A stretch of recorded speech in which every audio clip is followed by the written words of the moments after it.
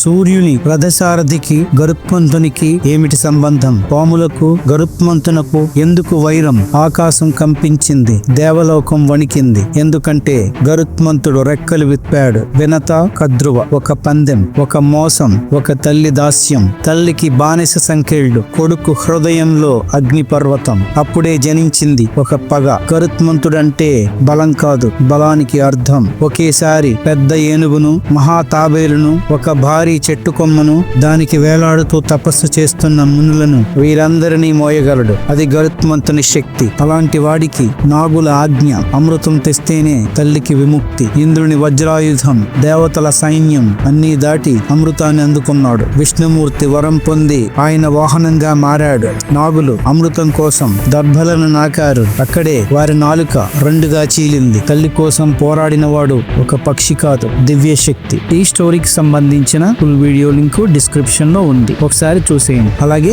Like చేయండి, share చేయండి, subscribe చేయండి. Thank you very much.